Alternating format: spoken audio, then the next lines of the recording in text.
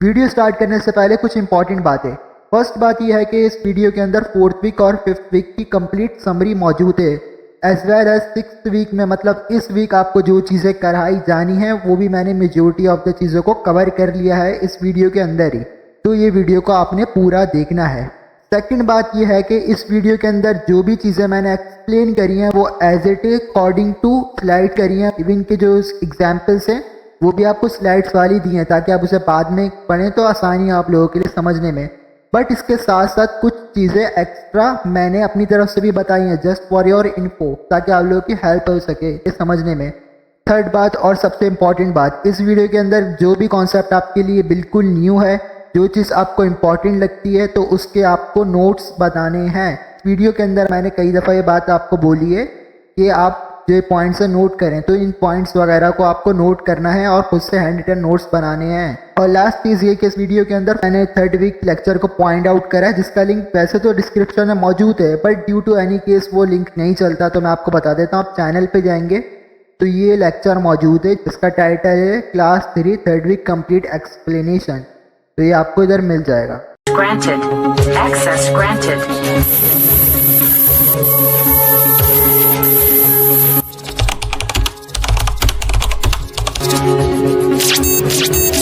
Assalamualaikum, I hope you all are fine and doing well. Once again welcome back to our channel.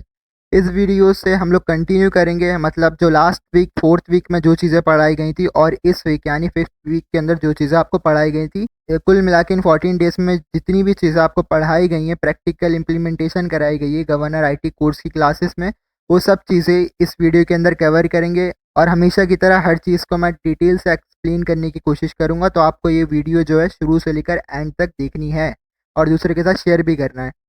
इसके अलावा जो है हमने 76 slides already cover कर ली थी, तो जिन्होंने अभी तक वो वीडियो नहीं देखी 3rd वीक वाली, तो उसका लिंक डिस्क्रिप्शन में मौजूद है, पहले आप वो वीडियो देख लीजिएगा।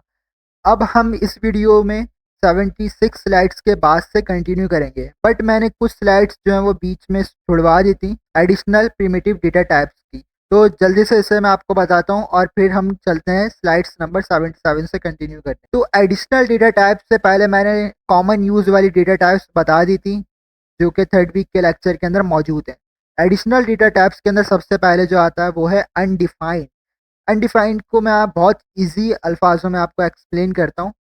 जिस तरह देखें, आपने एक वेरिएबल डिक्लेयर कर लिया, मतलब वेरिएबल बना लिया है, बट उसके अंदर कुछ भी अभी तक स्टोर नहीं कराया है, मतलब उसे इनिशियलाइज नहीं करा है। वेरिएबल तो बना लिया बट उसके अंदर कुछ भी डेटा टाइप कुछ भी स्टोर नहीं कराई है, तो उसे कहते हैं अनडिफाइंड डेटा टाइप। उसके बाद आता है अननोन, मतलब आपने एक वेरिएबल बना लिया है और उसके अंदर आपने कुछ स्टोर भी करा दिया है, बट आपने जो स्टोर कराया है ना वो मिक्सअप हुआ है, मतलब उसके अंदर नंबर्स भी इंक्लूड हैं, उसके अंदर स्ट्रिंग भी इंक्लूड है। जिस तरह आप कंसिडर कर लें एक वेबसाइट का लिंक है, तो उसके अंदर क्या स्पेशल कैरेक्टर भी इंक्लूड होते हैं, उसके अंदर नंबर भी इंक्लूड होता है, उसके अंदर अल्फ़ाबेट्स भी इंक्लूड होते हैं। जब इस तरह की सिचुएशन होती है तो हम इस्तेमाल करते हैं अननोन डेटा टाइप की। बिल्कुल सिमिलर है एनी डेटा टाइप से जो कि हमने पहले डिस्कस करी। उसके बाद आती है बिग इनिट। देखिए, हम वेरिएबल बनाते हैं और इसके अंदर नंबर्स वगैरह को स्टोर कराते हैं, की भी तो कोई लिमिट होती होगी ना कि आप स्पेसिफिक रेंज तक का नंबर स्टोर करा सकते हैं, और अगर आप इससे ज़्यादा कराएंगे तो एरर आएगा। इस तरह मैंने वेरिएबल्स के लिए आपको एग्जांपल दी थी कि एक बॉक्स की तरह होता है जिसके अंदर आप कुछ भी स्टोर करा सकते हैं। अगर एक कोई बॉक्स है उसके अंदर 10 किताबें रखने की जगह है, तो आप क्या 10 से ज़्यादा किताबें रख सकते हैं उसके अंदर? नहीं रख सकते। इस तरह वेरिएबल्स के अंदर भी कुछ स्पेसिफिक लिमिट होती होगी ना कि आप मैक्सिमम इतने नंबर स्टोर करा सकते हैं। अगर आप उससे ज़्यादा का कराएंगे तो एरर आएगा। अगर आप उस एरर से बचना चाहते हैं तो उसके लिए ये डेटा टाइप होती है बिग इनिट। उसके बाद आता है सिंबल्स। सिंबल्स स्पेसिफिकली इसलिए इस्तेमाल होती है डेटा टाइप जब आप किसी वेरिएबल के अंदर कोई स्पेशल कैरेक्टर्स या सिंबल्स स्टोर करा रहे होते हैं, जिस तरह से स्टैरिक हो गया, डॉलर हो गया और एट द रेट हो गया। इस तरह से जितने भी स्पेशल कैरेक्टर्स को अगर आप स्टोर कराना चाहते हो तो आप सिंबल डेटा टाइप को इस्तेमाल करेंगे।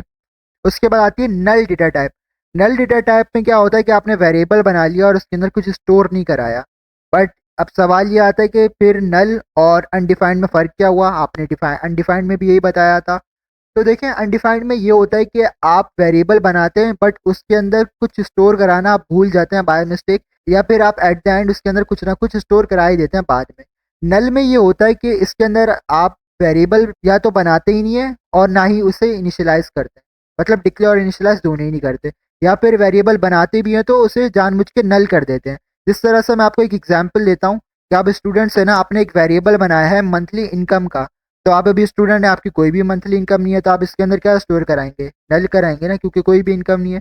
तो इसी तरीके से आपने वेरिएबल बना लिया, आपने खुद ही उसे जो है नल करा है, तो वो कहलाती है नल डेटा टाइप। तो ये कुछ डेटा टाइप्स थी, और इसके बाद जो एरर्स आते हैं, एरर्स को हमने पहले ही कवर कर लिया था। जो आप चलते हैं स्लाइड नंबर 77 की तरफ। तो स्लाइड नंबर 77 से एक न्यू कॉन्सेप्ट स्टार्ट हो रहा है। ये बेसिकली 2 मेथड्स हैं, जिसके अंदर जो फर्स्ट मेथड होता है स्ट्रिंग कॉन्कैटिनेशन, और जो सेकंड मेथड है वो है टेम्पलेट लिटरल। तो इसके लिए मैं आपको कुछ 2-3 पॉइंट्स बता रहा हूँ जो कि आपको नोट करने हैं, ताकि जब आप बाद में पढ़ें तो आपको आसानी हो। फर्स्ट पॉइंट जो मैंने आपको बताया वो ये है कि ये दोनों मेथड्स हैं। सेकंड पॉइंट ये है कि ये मेथड इस्तेमाल कब होते हैं। तो ये मेथड तब इस्तेमाल होते हैं जब आपको 2 या 2 से ज़्यादा सेम डेटा टाइप्स को कंबाइन करके प्रिंट कराना होता है, या फिर डिफरेंट डेटा टाइप्स को कंबाइन करके प्रिंट कराना होता है। ये जो मैंने बात कही है इसे गौर से सुनिएगा और नोट ज़रूर करिएगा। और थर्ड पॉइंट ये है कि इन दोनों मेथड्स को किसी भी प्रोग्राम पे अप्लाई करने का या लिखने का तरीका जो है वो डिफरेंट होता है, बट इनके जो रिजल्ट्स आते हैं वो हमेशा सेम होते हैं। सही है। तो ये कुल मिला के 3 पॉइंट्स थे जो मैंने आपको आसान से आसान तरीके से समझाने की कोशिश की है, और होप्स हो कि आपने इसे नोट डाउन भी कर लिया होगा। अब मैं इसे आपको प्रैक्टिकली इम्प्लीमेंट करके समझाऊंगा तो ज़्यादा अच्छे तरीके से समझ में आ जाएगा। तो ये मैं VS कोड में आ गया हूँ। मैं इधर एक वेरिएबल बना लेता हूँ पर्सन नेम से, और इसके अंदर जो एक स्ट्रिंग स्टोर करा देता हूँ। चलो अपना नाम ही स्टोर करा देता हूँ। फिर मैं console.log लिखता हूँ, प्रिंट की कमांड, और एक स्ट्रिंग जो है वो इसके अंदर मैं लिख देता हूँ। इस तरह मैं लिख देता हूँ माई नेम इज, और माई नेम इज अफान। तो अफान किसके अंदर स्टोर है, पर्सन नेम के वेरिएबल के अंदर स्टोर है, तो मैं इधर लिख दूंगा पर्सन। और हमें पता है कि इधर स्टार्टिंग में बैक टिक आएगा और एक लास्ट में बैक टिक आएगा। सही है। अगर मैं अब इसे प्रिंट कराऊंगा तो ये क्या प्रिंट होगा, ये प्रिंट होगा माई नेम इज और पर्सन। बट मुझे पर्सन थोड़ी ना प्रिंट कराना है, मुझे अफान प्रिंट कराना है। मैं एक दफ़ा आपको प्रिंट करके भी दिखा देता हूँ। तो इधर देखें क्या आ रहा है, my name is person, but मुझे पर्सन नहीं कराना, बल्कि पर्सन के अंदर जो नेम स्टोर है उसे प्रिंट कराना है। तो हमें पता है कि हम इधर क्या लिख देते हैं, फिर डॉलर और करली ब्रैकेट्स। और अब मैं अगर इसे प्रिंट कराऊँ तो देखिए हो गया माई नेम इज अफान। सही है। ये दरअसल हमने टास्क नंबर 2 जो असाइनमेंट का मिला था उसे ही इम्प्लीमेंट करा, उसी तरीके का ये प्रोग्राम है। और जो न्यू स्टूडेंट है तो मैंने एक और दफ़ा एक्सप्लेन कर देता हूँ। देखें console.log एक प्रिंट की कमांड है, और इसके अंदर जो भी स्ट्रिंग हमें एज इट इज़ प्रिंट कराना होता है तो हम उसे एज इट इज़ लिख देते हैं, और जिस चीज़ की जगह पे हमें उसकी वैल्यू प्रिंट करानी होती है उसे हम डॉलर और करली ब्रैकेट्स के दरमियान में लिखते हैं। जिस तरह इधर पर्सन वेरिएबल के अंदर जो स्ट्रिंग स्टोर था उसे प्रिंट कराना है, तो फिर मैंने इसी वजह से इसे इस तरह से लिखा है, और बैक टिक लगाते हैं स्टार्ट में और एंड में। तो ये जो हमने इधर करा है इसे कहते हैं लिटरल टेम्पलेट्स, जिसके अंदर हम बैक टिक का इस्तेमाल करते हैं और साथ साथ डॉलर और एक कर्ली ब्रैकेट्स का इस्तेमाल करते हैं। और जैसा कि मैंने आपको बताया था कि ये 2 मेथड्स कब अप्लाई करते हैं, जब हमें 2 सेम डेटा टाइप्स या फिर 2 डिफरेंट डेटा टाइप्स को कंबाइन करके प्रिंट कराना होता है। तो आपको दिख रहा होगा ये भी स्ट्रिंग है और एक ये भी स्ट्रिंग है, तो ये 2 सेम डेटा टाइप्स को मैंने कंबाइन करके प्रिंट कराया है। अगर आप इसका आउटपुट देखें तो ये दोनों कंबाइन होकर प्रिंट हुई हुई है डेटा टाइप्स। इसी तरह से अगर मैं इसे कमिट करूं और एक और प्रोग्राम लिखूं, और इसके अंदर जो है दोनों चीज़ों को मैं एक वेरिएबल के अंदर ही जो है स्टोर कर लेता हूं, जिस तरह से ये तो एज इट इज़ आ जाएगा। और एक और वेरिएबल मैं फॉर एग्जांपल बना लेता हूं पर्सन 1 के नेम से, और इसके अंदर जो है माई नेम इसको स्टोर करा देता हूँ। और अगर अब मैं प्रिंट की कमांड यूज़ करूँ तो ये भी मैंने एक प्रोग्राम लिखा है, इसके अंदर भी मैंने दरअसल 2 सेम डेटा टाइप से लिए हैं, बट थोड़ा सा डिफरेंट तरीके से करा है। जिस तरह से मैंने इधर अफान नेम को एक वेरिएबल के अंदर स्टोर कराया है, और फिर माई नेम इसको भी मैंने एक वेरिएबल के अंदर स्टोर कराया है, और फिर कंबाइन करके प्रिंट कराने के लिए मैंने console.log लिखा है, और बैक टिक का इस्तेमाल करते हैं, हमें पता ही है। और डॉलर और करली ब्रैकेट्स के दरमियान में मैंने लिखा है पर्सन 1। अब ये मैंने डॉलर और करली ब्रैकेट्स इसलिए इस्तेमाल करे हैं, मैंने पहले भी बताया है कि क्योंकि मुझे पर्सन 1 के अंदर जो स्टोर है वो प्रिंट कराना है। मुझे पर्सन 1 को नहीं प्रिंट कराना, बल्कि जो इसके अंदर स्टोर है चीज़, जो भी डेटा टाइप उसे प्रिंट कराना है। इसी वजह से मैंने इसे इस तरह से लिखा है। और इसके आगे मैंने लिखा है डॉलर, वही कर्ली ब्रैकेट्स और पर्सन, मतलब पर्सन के अंदर जो स्टोर है वो प्रिंट हो जाए। सही है। तो पर्सन 1 के अंदर स्टोर था माई नेम इज़, तो इधर आ जाएगा माई नेम इज़, और पर्सन के अंदर स्टोर किया था फान, तो आ जाएगा फान। ये कहलाता है लिटरल टेम्पलेट्स वाला मेथड, जिसके अंदर हम बैकटिक और इस तरह से डॉलर और कर्ली ब्रैकेट्स को यूज करते हैं। अब मैं आपको इसे प्रिंट करके दिखा देता हूँ। तो देखें माय नेम इज सफान प्रिंट हो चुका है। और इसी तरह से मैंने आपको बोला था कि इस मेथड से हम सेम डेटा टाइप्स को भी और डिफरेंट डेटा टाइप्स को भी कंबाइन करके प्रिंट करा सकते हैं। तो मैं क्या करता हूँ, इसके अंदर अफान की जगह पे कोई नंबर स्टोर करा देता हूँ ताकि इसकी डेटा टाइप जो है वो चेंज हो जाए, और इधर मैं नेम की जगह पे कर देता हूँ एज। अब देखिए मैंने इसे रन करा है तो आ गया माई एज इज़ 189। तो ये दो डिफरेंट डेटा टाइप्स है ना, माई एज इस जो है वो एक स्ट्रिंग है और 189 का एक नंबर है। तो ये भी क्या है, दो कंबाइन होके प्रिंट हो चुकी हैं। सेकंड मेथड जो होता है वो होता है कॉन्कैटिनेशन मेथड, कि मतलब किसी भी दो डेटा टाइप्स को या फिर डिफरेंट डेटा टाइप्स को कंबाइन करके या कॉन्कैटिनेट करके प्रिंट कराना। इधर से इसे कॉपी कर लेता हूँ। तो देखिए कॉन्कैटिनेशन में क्या तरीका होता है कि जो चीज़ आपको एज इट इज़ प्रिंट करानी होती है उसको आपको सिंगल कोड या डबल कोड में लिखना होता है। जिस तरह मुझे माय नेम इसको एज इट इज़ जो है वो प्रिंट कराना है तो मैं इसे इन्वर्टेड कॉमास में लिखूंगा, और जिस चीज़ की जगह पे मुझे उसकी वैल्यू प्रिंट करानी है तो मैं उसको बगैर इन्वर्टेड कॉमास या सिंगल कोड या डबल कोड के बगैर लिखूंगा। जिस तरह मुझे पर्सन नेम की जगह पे उसकी वैल्यू स्टोर करानी है तो मैंने इसे जो है बगैर सिंगल कोड या डबल कोड के लिखा है। और क्योंकि मुझे इन दोनों को कंबाइन करके प्रिंट कराना है, कॉन्कैटिनेट करके प्रिंट कराना है, तो मैं इधर प्लस के साइन को ऐड कर दूंगा। अब देखें मैं अगर इसे रन करूं तो देखें आ गया माय नेम इज सफान, और स्पेस इसलिए नहीं आया क्योंकि स्पेस मैंने दिया नहीं। अगर स्पेस देना चाहता हूँ तो मैं सिंपल इधर रीड करूँगा, सिंगल कोट्स को ऐड कर दूंगा और इधर दोबारा से प्लस। तो अब देखें स्पेस भी आ जाएगा। तो देखें इधर स्पेस भी आ गया है। मैं एक और दफ़ा आपको बता देता हूँ कि कॉन्कैटिनेशन में क्या होता है कि जिस चीज़ को आपको एज इट इज़ प्रिंट कराना होता है उसे आप सिंगल कोड या डबल कोड के दरमियान में लिखते हैं। जिस तरह मुझे my name is as it is print कराना था तो इसे मैंने डबल कोड्स के दरमियान में लिखा है, सही है। और जिस चीज़ की जगह पे मुझे उसके अंदर स्टोर्ड डेटा टाइप या वैल्यू को प्रिंट कराना है उसे मैं बगैर सिंगल कोड या डबल कोड के लिखूंगा। इस तरह देखें पर्सन के अंदर जो है अफान स्टोर है और मुझे पर्सन की जगह पे इसके अंदर स्टोर अफान को प्रिंट कराना है तो मैंने इसे सिंगल कोड और डबल कोड के दरमियान लिखा है। और क्योंकि इन दोनों को कंबाइन करके मुझे प्रिंट कराना है इन दोनों डेटा टाइप्स को, तो इसलिए मैंने इधर प्लस को इस्तेमाल करा है। ये जो प्लस है इधर हम इसे कहते हैं कॉन्कैटिनेट, सही है। ये तो मैंने सेम डेटा टाइप्स को यूज़ करा है। अब मैं इसे डिफरेंट डेटा टाइप से भी आपको करके दिखा देता हूँ। तो मैं इसे पूरा कमेंट कर देता हूँ और ये वाला कोड जो है इधर से कॉपी कर लेता हूँ। तो इधर देखें माई एज इज ये स्टोर है पर्सन 1 के अंदर, और 189 जो नंबर है वो किसके अंदर स्टोर है, वो स्टोर है पर्सन के अंदर। तो इधर जो है वो मैं कोई चीज़ एज इट इज़ प्रिंट नहीं करा रहा, बल्कि मुझे ये जो वेरिएबल्स के अंदर स्टोर्ड चीज़ें इन्हें प्रिंट कराना है। तो मैं इधर inverted comma single quote double quote का इस्तेमाल नहीं करूँगा। तो सिंपल पहले लिखूँगा पर्सन 1 क्योंकि माई एजेस इसके अंदर स्टोर है, और इसके आगे मैं लिखूँगा प्लस कंबाइन करने के लिए, और उसके बाद पर्सन जो सिंपल है। अब देखें मैं इसे अगर रन करूँ तो देखें माई एजेस 189 और एक कंबाइन हुआ हुआ इसलिए आ रहा है क्योंकि मैंने इधर स्पेस ऐड नहीं करा। तो स्पेस ऐड करूँगा तो सिंपल क्या करूँगा, इधर इन्वर्टेड कॉमास लिख दूंगा और दोबारा से प्लस आ जाएगा। तो देखें अभी ये स्पेस भी आ गया होगा इधर। तो देखें माई एजेस 189। तो ये दो मेथड से ये वाला कराता है कॉन्कैटिनेशन मेथड, और जो हमने पहले जो पढ़ा ये वाला और ये वाला ये कराता है लिटरल टेम्पलेट्स मेथड। अब ये दो मेथड्स इसलिए हैं क्योंकि जो फर्स्ट इंट्रोड्यूस हुआ था मेथड वो था कॉन्कैटिनेशन वाला, और इसके बाद जो है लिटरल टेम्पलेट वाला मेथड जो है वो इंट्रोड्यूस हुआ था।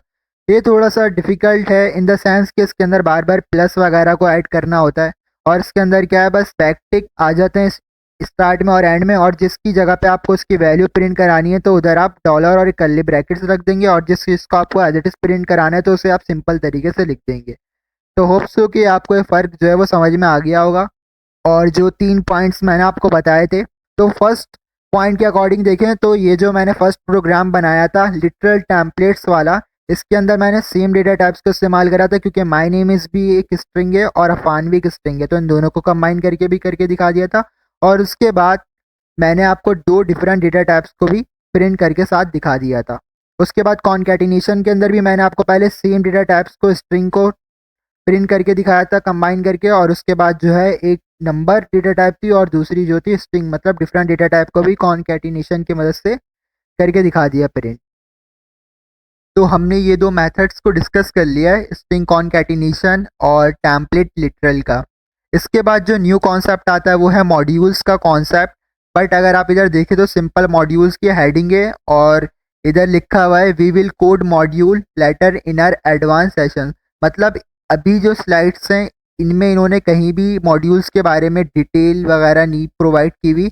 ये बोला हुआ है कि जो आपके एडवांस सेशंस होंगे उनके अंदर इन्हें डिस्कस करेंगे। जिस तरह अगर आप स्लाइड नंबर देखें इधर 82 है और इसी तरह अगर आप आगे जाएंगे स्लाइड नंबर 232 को तो उधर मॉड्यूल को जो है डिटेल से डिस्कस करा हुआ और बताया हुआ है किस तरह से इसे प्रैक्टिकली इम्प्लीमेंट करेंगे। इसी वजह से जो है मैं मॉड्यूल्स को छोड़ के आगे बढ़ जाऊंगा, क्योंकि मॉड्यूल से पहले कुछ बेसिक चीज़ें आपको पता होनी चाहिए। अगर आप डायरेक्टली मॉड्यूल पे आएंगे ना तो आपको डिफ़िकल्टी होगी और ये रटने वाला काम हो जाएगा। तो आगे बढ़ते हैं। इसके बाद आता है ऑपरेटर्स इन टाइप स्क्रिप्ट, जो कि एक मोस्ट इम्पॉर्टेंट टॉपिक है किसी भी प्रोग्रामिंग लैंग्वेज के लिए। और एज अ बिगनर और as a programmer you must know. और जैसा कि कहा ये मोस्ट इम्पॉर्टेंट टॉपिक है तो मैं आपको बताता हूँ मैं इसे किस तरह से एक्सप्लेन करूँगा। तो देखें जो मटेरियल आपकी स्लाइड्स के अंदर मौजूद है ऑपरेटर्स टॉपिक के रिलेटेड उसके अकॉर्डिंग भी मैं बताऊंगा, साथ साथ अपने पास से भी एडिशनल कुछ ऑपरेटर्स बताऊंगा। सही है, क्योंकि जो आपकी स्लाइड्स में ऑपरेटर्स के बारे में चीज़ें लिखी हुई हैं ना वो बहुत ज़्यादा बेसिक हैं, तो इसी वजह से मैं कुछ एडवांस चीज़ें भी बताऊंगा। कहने का मकसद ये है कि ये पार्ट स्किप नहीं करना, नहीं तो फिर ये जो एक्स्ट्रा नॉलेज मैं अपने पास से प्रोवाइड कर रहा हूँ ना इससे रह जाओगे आप लोग। ये जो ऑपरेटर्स का टॉपिक है मैं इसको आपको पहले थ्योरेटिकल समझाऊंगा और उसके बाद प्रैक्टिकली इम्प्लीमेंट करके भी बताऊंगा ताकि आपको अच्छी तरीके से समझ में आ जाए। तो सबसे पहले देखें ऑपरेटर्स की जो है 5 डिफरेंट टाइप्स होती हैं और उन 5 डिफरेंट टाइप्स के भी मल्टीपल कुछ क्लासिफिकेशन होती हैं। अब जो 5 डिफरेंट टाइप्स हैं मैं उनके नेम आपको बता देता हूँ।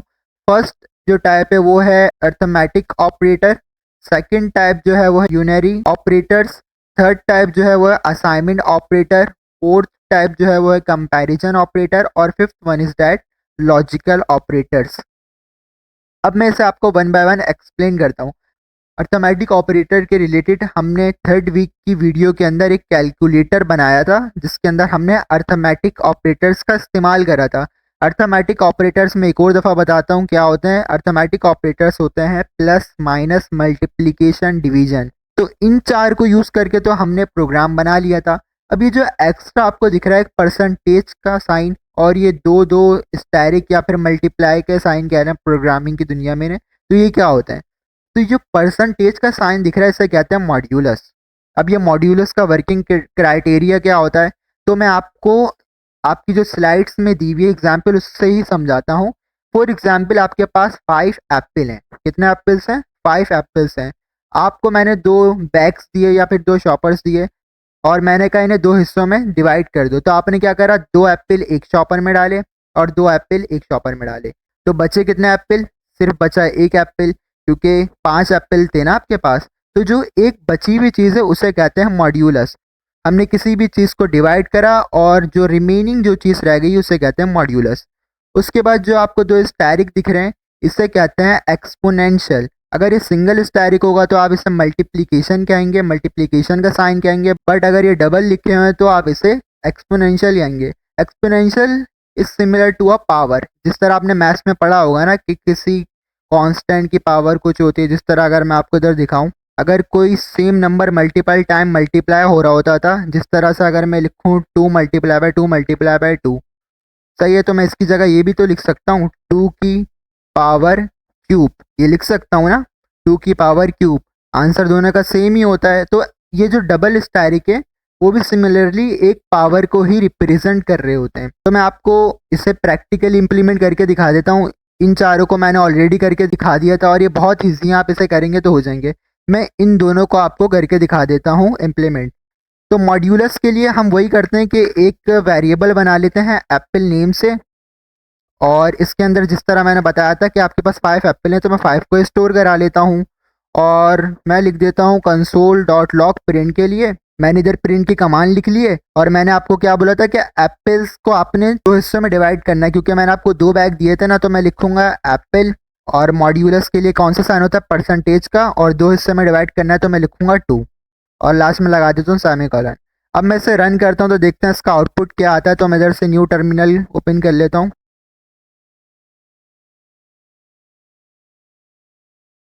तो देखें इसका आंसर क्या आया है, 1 आया है। यही मैंने आपको बताया था ना कि जो रिमेनिंग कितने बचेंगे एप्पल्स, वो 1 बचेंगे। सही है। सिमिलरली आपको ये जो डबल स्टैरिक या एक्सपोनेंशियल वाला भी फंक्शन जो है वो इम्प्लीमेंट करके दिखा देता हूँ। तो एप्पल के अंदर क्या है, अभी 5 स्टोर है। अगर मैं 5 के साथ क्या करूँ, डबल स्टैरिक लगा दूँ और लिख दूँ 2, तो इसका मतलब क्या होगा, 5 की पावर 2। और 5 की पावर 2 का आंसर क्या आता है, 5 की पावर 2 का मतलब ये होता है ना 5 मल्टीप्लाई बाय 5। ये किसके बराबर होता है, 25 के बराबर होता है ना। तो मैं इसे प्रिंट करके भी आपको दिखा देता हूँ कि 25 आता है या नहीं आता।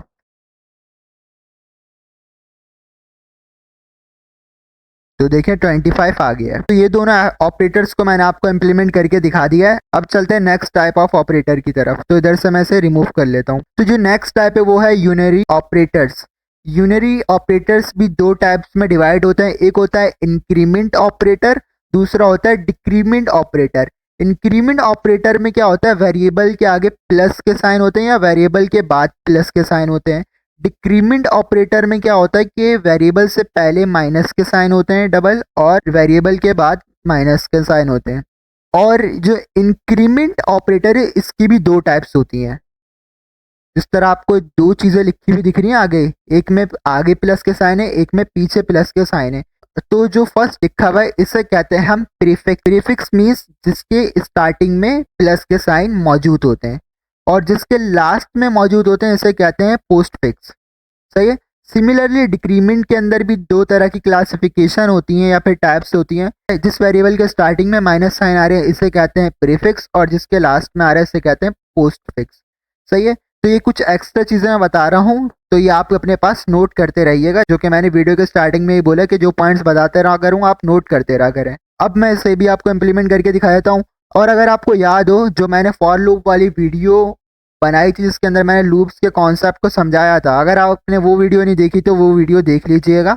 तो उसके अंदर भी मैंने आई प्लस प्लस वाली चीज़ जो है वो यूज़ की थी। इसका मतलब मैंने क्या बताया था, आई प्लस प्लस का मतलब होता है कि आई नेम का जो वेरिएबल है उसके अंदर एक और 1 का इजाफा कर दो। मतलब अगर मैं यूं लिखूं आई प्लस प्लस, या फिर मैं इसकी जगह ये भी लिख सकता हूं आई प्लस 1, दोनों ही सेम चीज़ें होती हैं। और अगर आपने फॉर लूप वाली वीडियो देखी तो उसके अंदर मैंने दोनों तरीक़ों से आपको करके दिखाया था।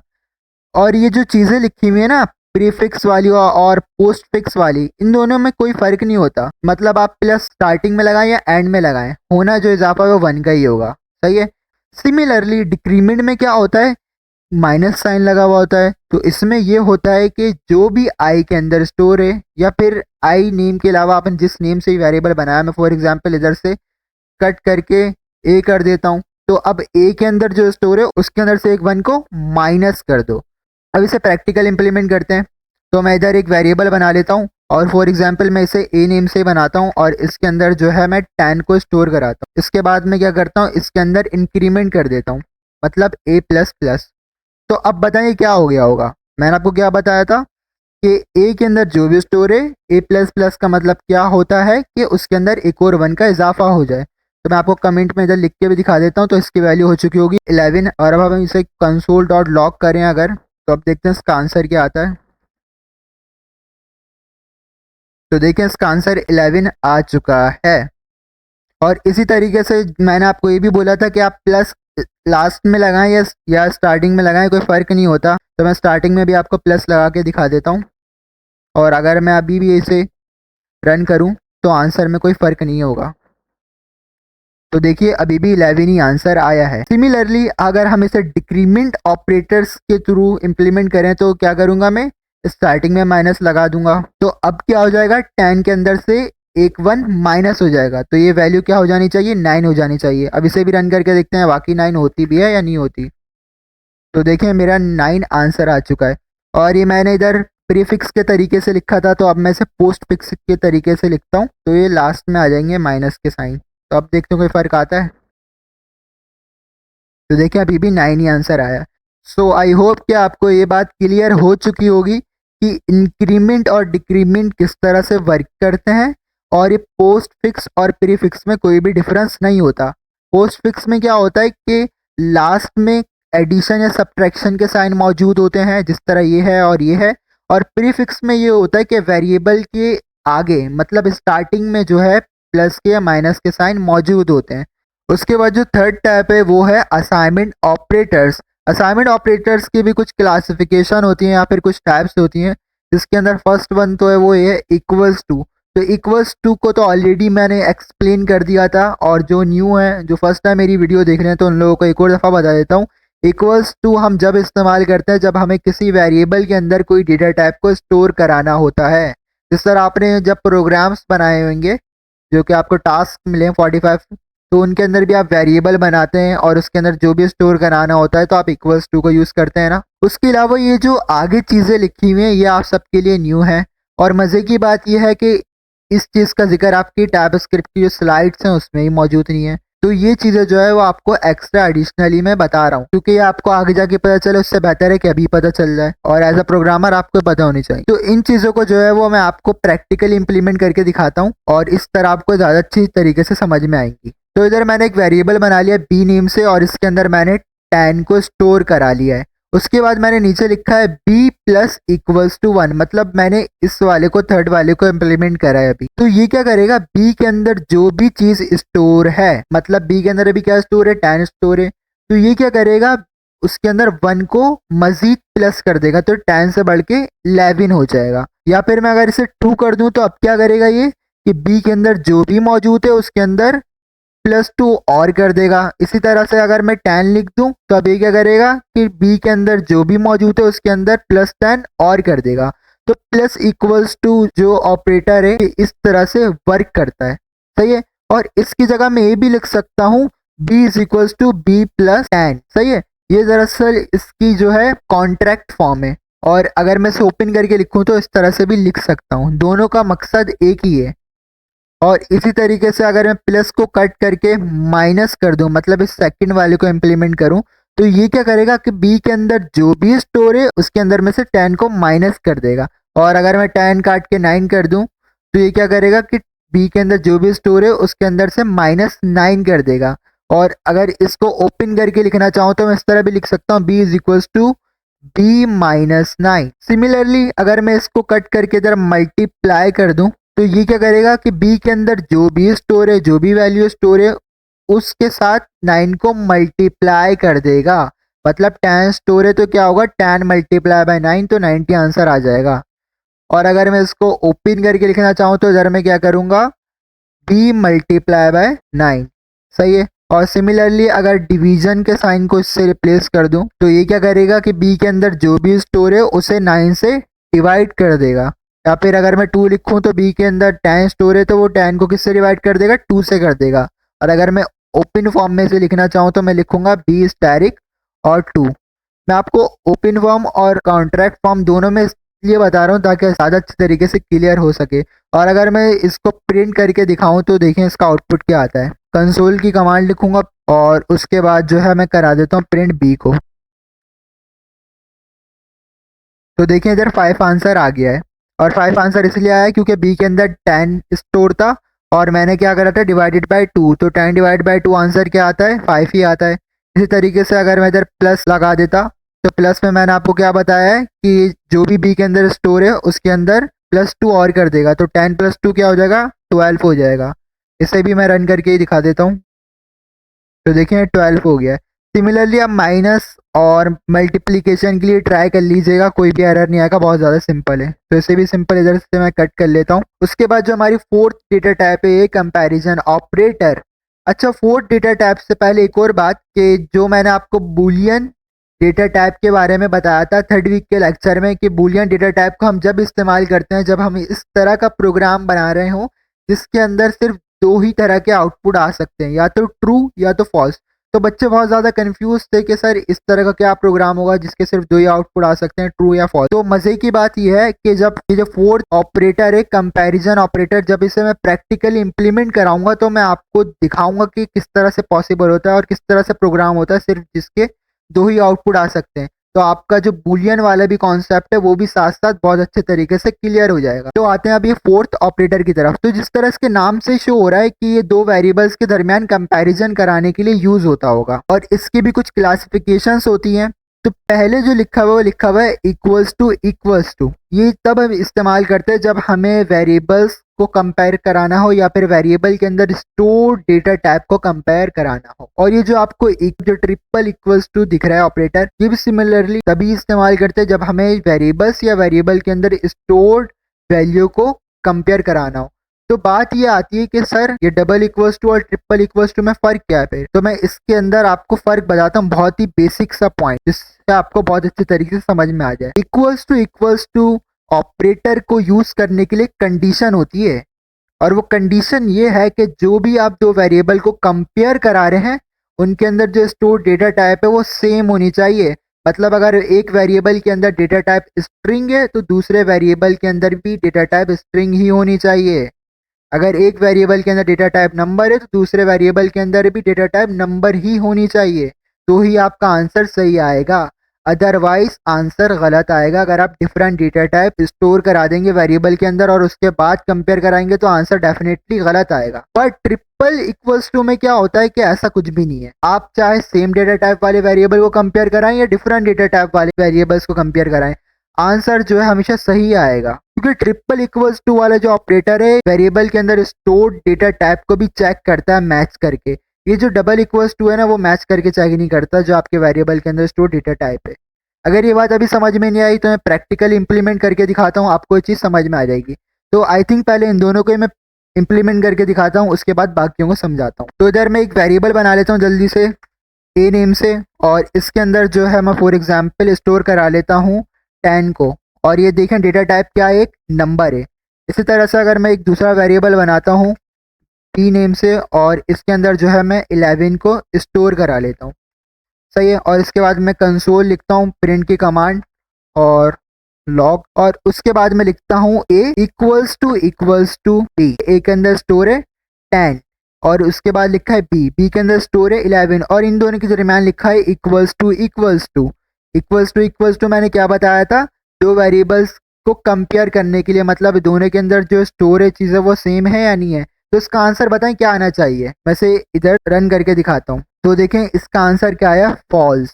और ये फॉल्स कौन सी वाली डेटा टाइप होती है, फॉल्स और ट्रू? एग्जैक्टली ये होती है बूलियन डेटा टाइप। तब आपको पता चल रहा है कि बूलियन डेटा टाइप कहाँ इस्तेमाल होती है। और फॉल्स आंसर एक तरह से सही आंसर है भाई। ए के अंदर 10 स्टोर है और बी के अंदर 11 स्टोर है। क्या 10 11 के इक्वल होता है? कभी नहीं होता ना, तो फॉल्स आंसर आया है। अगर मैं क्या करता बी के अंदर भी 10 को फॉर सपोज स्टोर कराता तो अब बताइए क्या आंसर आना चाहिए। दोनों के अंदर 10 10 है, क्या 10 10 के इक्वल होता है? तो देखिए मेरा आंसर आ गया है ट्रू। मतलब आपने जो कंडीशन बनाई है वो बिल्कुल सही है। बट अगर आपको याद हो तो मैंने ये बोला कि डबल इक्वल्स टू में जो वेरिएबल के अंदर स्टोर डेटा टाइप है वो सेम होनी चाहिए। अगर डिफरेंट होगी तो वो आंसर जो है गलत देगा। तो मैं क्या करता हूँ इधर जो है से स्ट्रिंग बना लेता हूँ, सही है।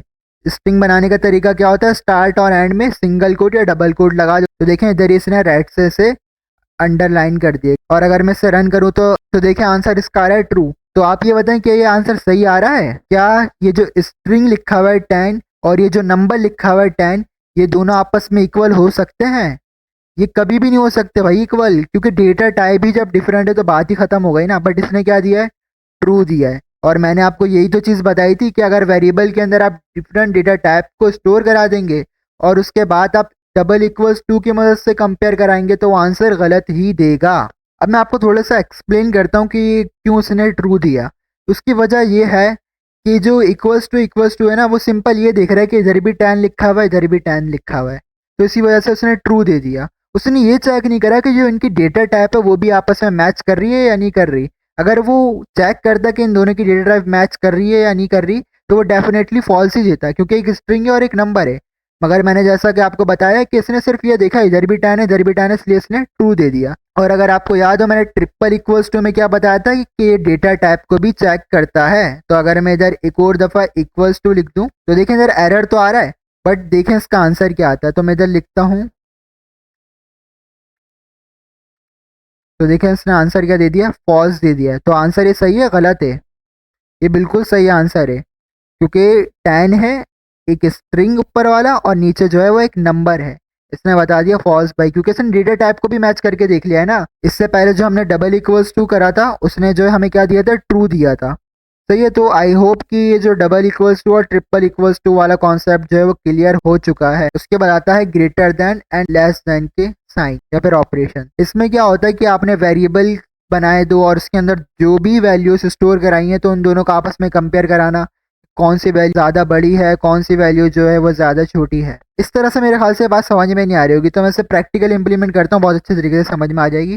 पहले वही करते हैं, एक वेरिएबल बना लेते हैं ए नेम से और इसके अंदर जो है मैं 10 को स्टोर करा देता हूँ और दूसरा वेरिएबल बना लेते हैं हम फॉर एग्जांपल बी नेम से और इसके अंदर जो है मैं 11 को स्टोर करा लेता हूँ। और अगर अब मैं अब प्रिंट की कमांड यूज़ करूँ और मैं ये लिखूँ कि ए क्या बड़ा है बी से, तो इसका आंसर क्या आना चाहिए। ए के अंदर क्या स्टोर है, 10 स्टोर है। बी के अंदर क्या स्टोर है, 11 स्टोर है। तो क्या 10 जो है वो बड़ा होता है 11 से। इसका आंसर फॉल्स आना चाहिए ना, तो चेक करते हैं फॉल्स आता है या नहीं आता। तो देखें इसका आंसर फॉल्स आ गया है। और सिमिलरली अगर मैं ये करता तो अब इसका आंसर क्या आएगा, ट्रू आएगा, क्योंकि जाहिर सी बात है 11 10 से बड़ा ही होता है। इसे भी रन करके देख लेते हैं, तो देखें ट्रू आ गया है। अब इन साइन को मैं इंप्लीमेंट करता हूँ, तो मैं सिंपल इधर क्या कर दूंगा, इक्वल्स टू लगा दूंगा। तो ये डिफाइन कर रहे हैं कि ए के अंदर जो भी नंबर स्टोर है क्या वो बी से छोटा है, एक कंडीशन ये हो गई। और इक्वल्स टू भी लगाया हुआ है, तो ये एक और चीज़ डिफाइन कर रहे हैं, वो ये है कि ए के अंदर जो चीज़ स्टोर है क्या वो बी के बराबर है। तो ये दो कंडीशन है, अगर इन दोनों कंडीशन में से कोई एक कंडीशन भी सही होती है तो हमारा आंसर हमेशा सही आएगा। एक और दफ़ा बता देता हूँ कि ये जो साइन है ये दो साइन को कंबाइन करके बनाए। एक तो वो ये होता है ग्रेटर देन या लेस देन का साइन, और उसके साथ जो कंबाइन होता है वो होता है इक्वल्स टू का साइन।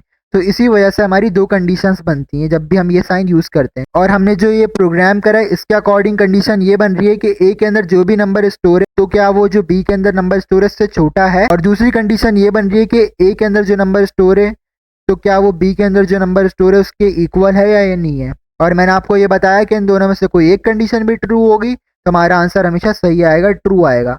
अगर हम अपने प्रोग्राम के अकॉर्डिंग देखें तो ए के अंदर 10 स्टोर है, तो क्या 10 11 के इक्वल होता है, नहीं होता। तो ये वाली कंडीशन जो है वो गलत हो गई है। बट 10 क्या 11 से छोटा होता है, हाँ भाई बिल्कुल होता है। तो एक कंडीशन हमारी सही है, तो आंसर देखते हैं क्या आता है, ट्रू आता है या फॉल्स आता है। तो देखें एग्जैक्टली मेरा आंसर ट्रू ही आया है। और मैंने आपको यही तो बताया है कि कोई एक कंडीशन भी अगर ट्रू होगी तो आंसर ट्रू में ही आएगा। और अगर फॉर एग्जांपल दोनों ही कंडीशन फॉल्स हो जाती हैं, मैं एक काम करता हूँ ए के अंदर जो है 100 को स्टोर करा देता हूँ। अब ये कंडीशन फॉल्स हो जाएगी। क्यों हो जाएगी, क्योंकि देखें अब एक ही जगह पे 100 आ चुका है और 100 के 11 से छोटा होता है, बिल्कुल नहीं होता। और दूसरी कंडीशन देखें तो 100 के 11 के बराबर होता है, बिल्कुल नहीं होता। तो दोनों कंडीशन क्या है, गलत हो गई हैं। अब देखते हैं आंसर क्या आता है। तो देखिए आंसर मेरा फॉल्स आ चुका है। इस तरह से दोनों ऑपरेटर वर्क करते हैं। उसके बाद जो लास्ट ऑपरेटर लिखा हुआ है हमारा वो है एक्सक्लेमेशन और इक्वल्स टू। बट प्रोग्रामिंग की दुनिया में इसे एक्सक्लेमेशन नहीं पढ़ते, इसे पढ़ते हैं नॉट। तो ये है नॉट इक्वल्स टू। अभी मैंने आपको नॉट इक्वल्स टू बता दिया, तो इसके नेम से जाहिर हो रहा है कि हम क्या देखते होंगे दो वेरिएबल्स के दरमियान में, क्या ये वेरिएबल इस वेरिएबल के इक्वल तो नहीं है। इस तरह से अगर मैं ये लिखूं इसको कट करके एक्सक्लेमेशन, तो ये क्या रिप्रेजेंट कर रहा है, ए के अंदर जो नंबर स्टोर है वो इक्वल नहीं है उस नंबर के जो बी के अंदर स्टोर है। तो ए के अंदर स्टोर है 100 और बी के अंदर क्या स्टोर है 11। 100 जो है वो नॉट इक्वल्स टू है 11 के। तो एग्जैक्टली ये सही है चीज़, तो इसे भी सिंपल रन कर लेते हैं। तो ये मेरा आंसर आ गया है ट्रू, क्योंकि मैंने बिल्कुल सही लिखा था। और अगर मैं इधर जो है 11 कर देता तो अब बताने वाली कंडीशन ट्रू होगी या फॉल्स होगी। क्या 11 जो है वो नॉट इक्वल्स टू 11 के, तो जाहिर सी बात है फॉल्स होगी वाली कंडीशन। तो देखें फॉल्स आ गया। तो ये कुछ ऑपरेटर्स थे। इसके बाद जो फिफ्थ टाइप है वो लॉजिकल ऑपरेटर्स की है, बट वो अभी तक आप लोगों को नहीं पढ़ाई गई है तो मैं भी नहीं बता रहा। नेक्स्ट वीडियो के अंदर वो मैं डिस्कस कर लूँगा, जिसके अंदर मॉड्यूल्स वगैरह को मैं बताऊँगा। अभी के लिए तो फ़िलहाल ये कुछ टाइप्स थी ऑपरेटर्स की, जो कि मैंने आपको प्रैक्टिकल इम्प्लीमेंट करके भी बता दिए और थ्योरेटिकल भी एक्सप्लेन कर दिए हैं। इसके अलावा आपको स्लाइड्स में भी दो होमवर्क मिले हुए हैं असाइनमेंट, तो उन असाइनमेंट्स की तरफ चलते हैं। ऑपरेटर्स के टॉपिक को मैंने आपको बहुत अच्छे तरीके से समझा दिया है। और अगर आप इधर देखें तो 83 स्लाइड से ये ऑपरेटर का टॉपिक स्टार्ट हुआ था, जिसके अंदर हमें एडिशन ऑपरेटर के बारे में बताया हुआ था, सब्ट्रैक्शन, मल्टीप्लिकेशन, डिवीजन और इस तरह से एक्सपोनेंशियल, मॉड्यूलस, यूनरी ऑपरेटर्स। और ये हमारे पास फिर 121 स्लाइड्स पे एक होमवर्क मिला हुआ है।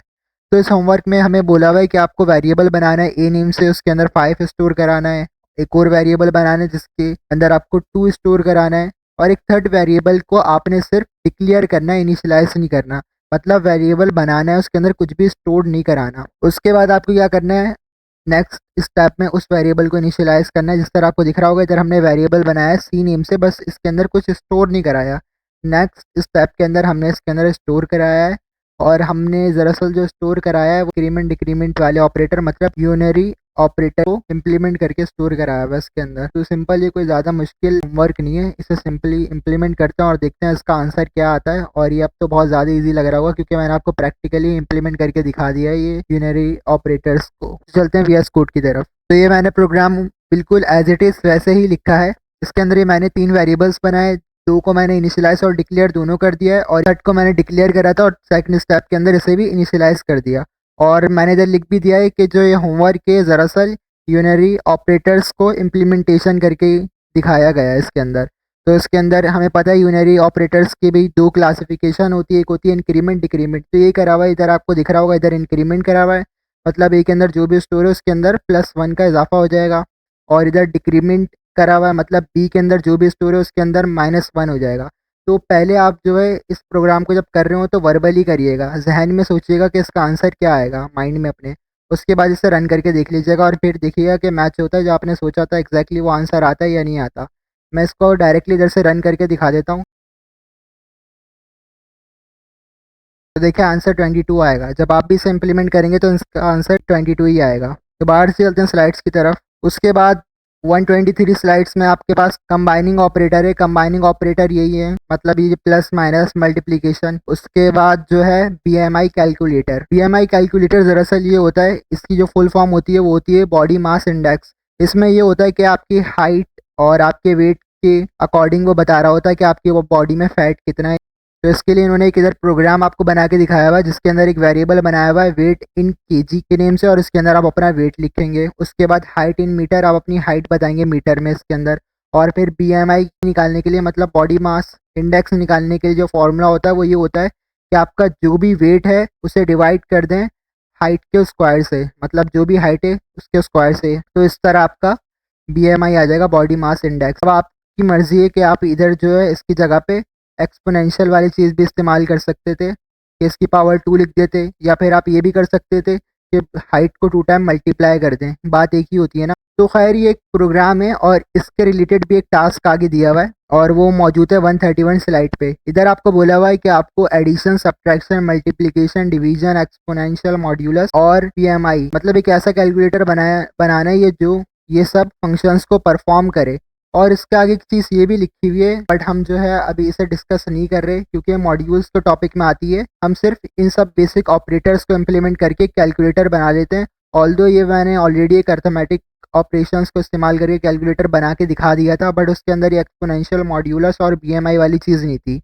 तो अब जो कैलकुलेटर बनाते हैं तो ये 3 चीज़ों को मैं सिर्फ इम्प्लीमेंट करके दिखा देता हूँ। तो मैंने प्रोग्राम लिख लिया है और इसके अंदर मैंने 5 वेरिएबल्स बनाए, जिस तरह आपको स्क्रीन पे भी दिख रहा होगा। एक मैंने वेरिएबल बनाया num1 के नेम से, जिसके अंदर मैंने 5 को स्टोर करा दिया है। एक और मैंने वेरिएबल बनाया num2 के नेम से और इसके अंदर 2 को स्टोर करा दिया। सिमिलरली मैंने 3 और वेरिएबल बनाए हैं वेट के लिए, जिसके अंदर मैं अपना वेट को स्टोर कराऊंगा, और एक हाइट के लिए जिसके अंदर मैंने अपनी हाइट को स्टोर करा दिया है। इसके अलावा मैंने एक और वेरिएबल बनाया है बॉडी मास इंडेक्स को कैलकुलेट करने के लिए, और उसके आगे मैंने फार्मूला लिख दिया है, और फार्मूले के थ्रू जो भी वैल्यू निकल कर आएगी वो BMI के अंदर स्टोर हो जाएगी। फॉर्मूला मैंने आपको स्लाइड्स के अंदर भी बताया था। इसका फॉर्मूला ये होता है, जो भी आपका वेट है उसे डिवाइड कर दें हाइट के स्क्वायर से। ये जो लिखा हुआ हाइट मल्टीप्लाई बाय हाइट, मैं इसकी जगह पे भी लिख सकता हूँ कि हाइट को कट करके 2 दफ़ा स्टेरिक और 2, तो इसका मतलब हो जाएगा हाइट इन मीटर का स्क्वायर। सही है, बात एक ही होता है, आप हाइट मल्टीप्लाई बाय हाइट करें या हाइट का स्क्वायर कर दें। मैं आपको दोनों तरीके से इसका आंसर भी दिखा दूंगा। उसके बाद मैंने console.log लिखा है प्रिंट की कमांड, और इसके अंदर लिख दिया मैंने माई BMI इस, और आगे BMI के अंदर जो भी स्टोर्ड वैल्यू होगी, मतलब जो भी इस फॉर्मूले से निकल कर आएगी वैल्यू, तो वो BMI के अंदर स्टोर होगी ना, तो वो इधर आ जाएगी।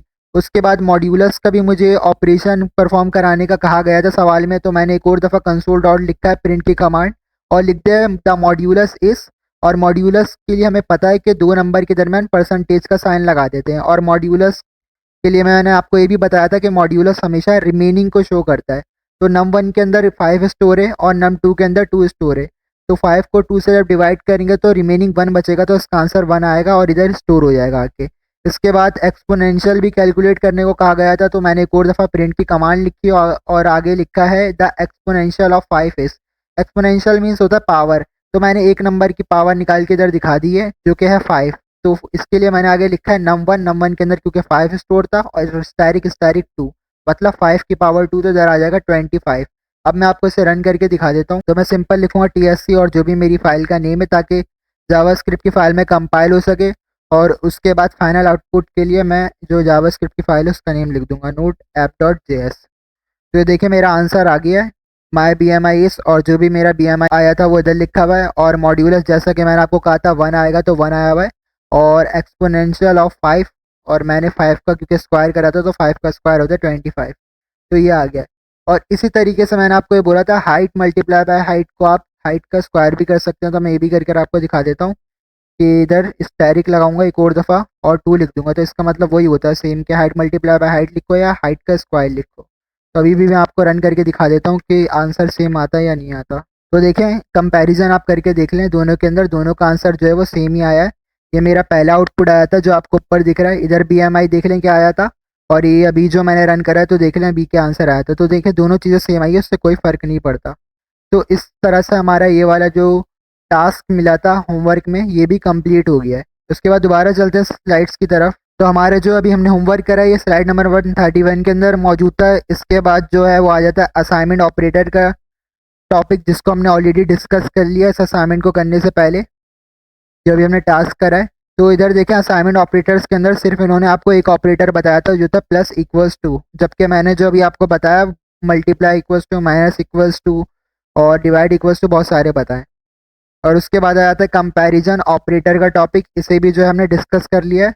और कंपैरिजन ऑपरेटर में भी इन्होंने देखें ये सिर्फ 4 ये बताएं। तो ये सब चीज़ हमने डिस्कस कर लिया और इसके अंदर इन्होंने प्रैक्टिकल इंप्लीमेंटेशन भी बताई है, ये भी मैंने आपको करके दिखा दी है, आप इसे खुद से ट्राई कर लीजिएगा। तो आज की वीडियो को इधर ही एंड करते हैं। ऑल्दो मैं इस वीडियो के अंदर logical operators, conditional statement, modules वगैरह वगैरह इन सब चीज़ों को भी कवर करा देता, बट ऑलरेडी वीडियो की लेंथ जो है इतनी ज़्यादा हो चुकी है, मज़ीद इंक्रीज हो जाती। But I have a deal for all of you.